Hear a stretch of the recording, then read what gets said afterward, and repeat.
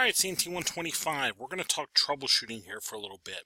As we get to the end of the semester now, we want to make sure we're understanding some methods we could use to start troubleshooting our own networks. So these are some skills we want to start putting into practice. We've done these pieces, we've done lots of these pieces, but we want to start putting them together in some kind of logical order now.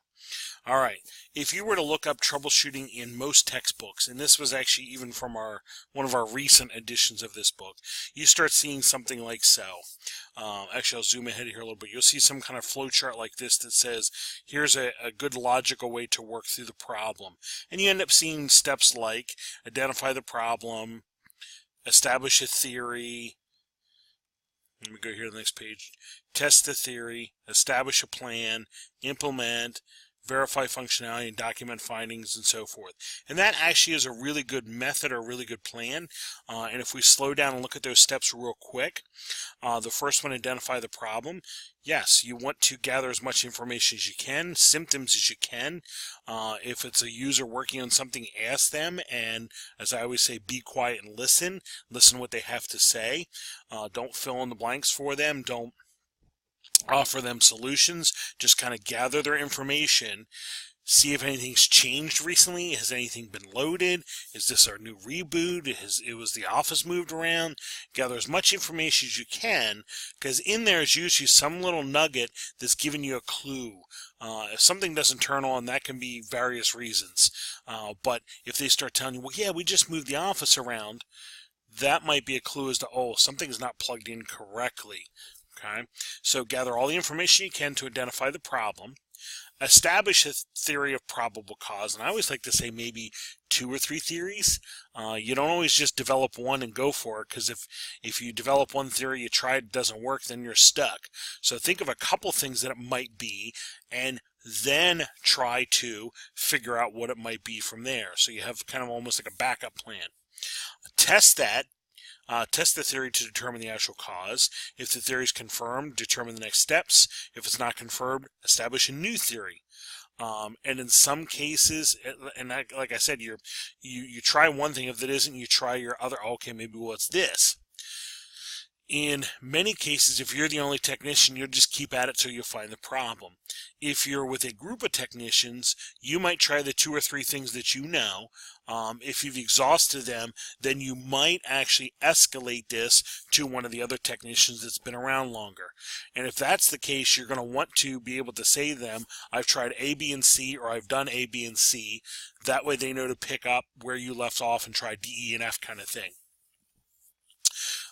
Establish an action plan, what you're going to do next, implement that solution, or again, escalate it to maybe the next technician.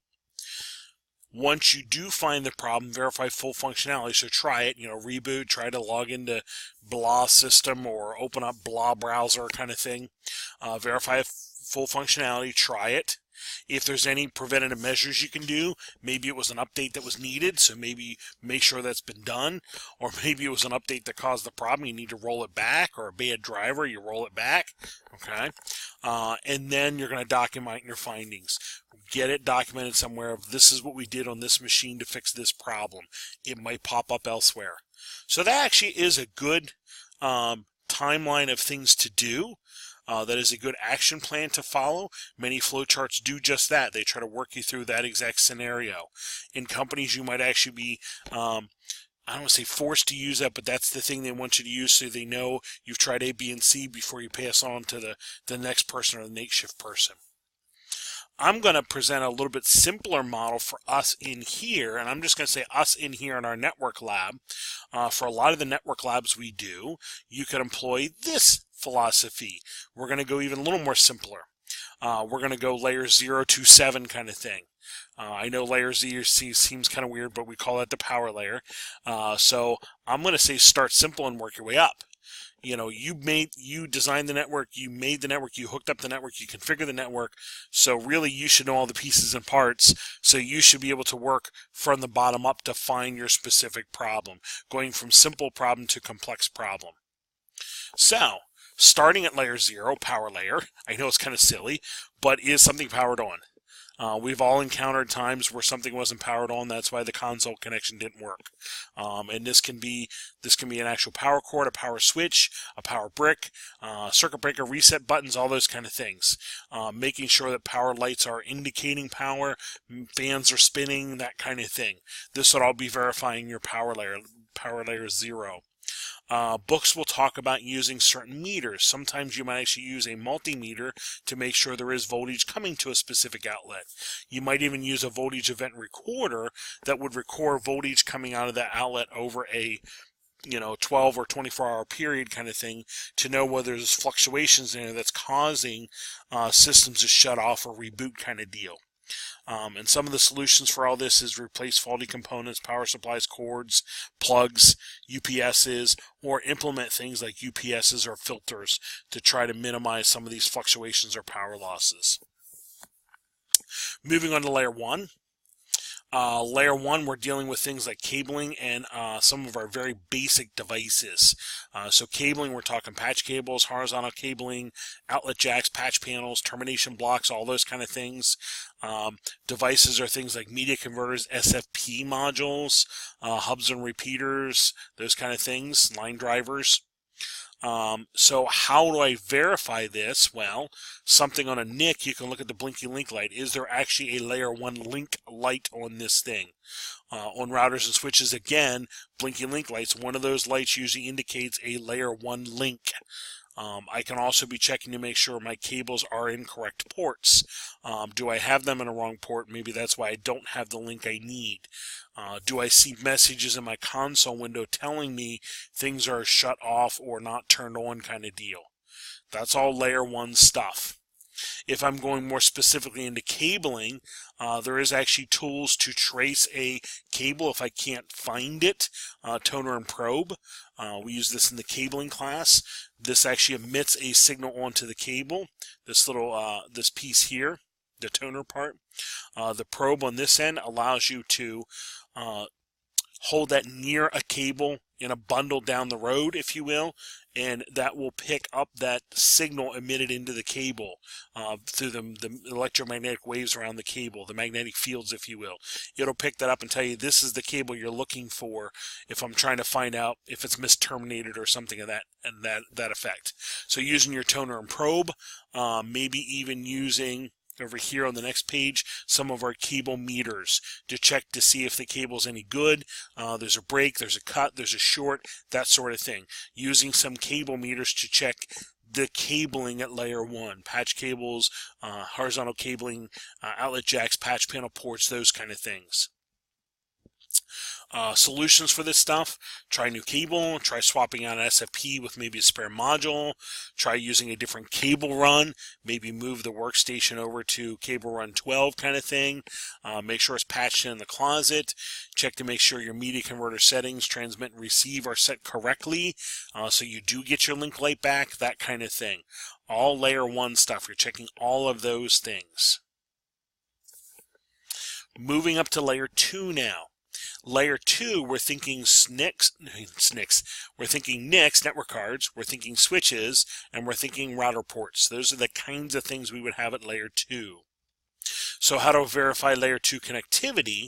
Well, something like a NIC, I'm going to go to my device manager, make sure it's on, or I'm going to go to something like network and sharing and see that the NIC is passing and receiving data. That would be something else I would do. Is it passing and receiving data? I might run a couple commands. I might run the ARP command. ARP command actually shows me my MAC to IP address mapping. If I see MAC and IP address mappings, now I know IP is layer 3, but if the MAC is mapping to IP addresses, then I know my layer 2 is working. I can kind of infer that. I might use netstat. Netstat allows me to see my NIC actually passing and receiving data. Again, it's giving me other statistics, but I'm looking at more specifically, is the NIC passing or receiving data? I might use Wireshark for that matter too. Is it passing or receiving data? If I'm dealing with a wireless network, maybe using a spectrum analyzer, a wireless meter to see is the wireless NIC passing or receiving data kind of thing. All kinds of things I would use to check layer 2 on devices. So I'm looking at my NICs, make sure it's enabled, update drivers, maybe replace the NIC, that kind of thing on a device.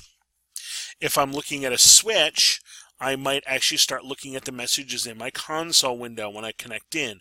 Am I getting errors that a port is shutting down or a port is conflicting or something of that nature? I might even run a command show interfaces, fast Ethernet 0/12 or whatever it is, and see what is it giving me. If it is configured and working, I should see up and up. Fast Ethernet 0/11 is up, line protocol is up. The line protocol says it's physically connected, so physically there's a link there. Fast Ethernet 011 is up, is showing that it's configured. So almost like a layer 1 here, and being a switch port, a layer 2 here, if you will, being that it's a switch port. So that would tell me that switch port is functioning correctly. If it's not, obviously check your cables, replace your cables, do a no shutdown, maybe check your configuration that the switch port is not configured incorrectly. Maybe you put it as a trunk port when it's not supposed to be. Maybe you put it in a VLAN and it's supposed to be a trunk port, that kind of thing. So check its configuration.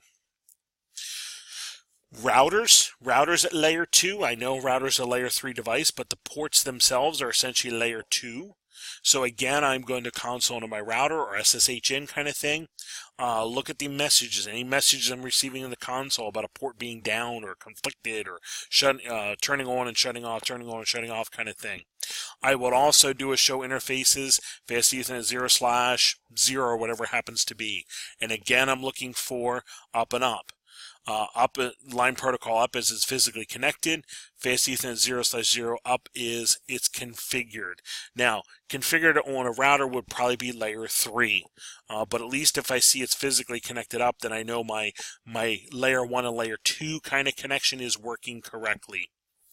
So there would be a way to check out some of the layer 2 information on my router port.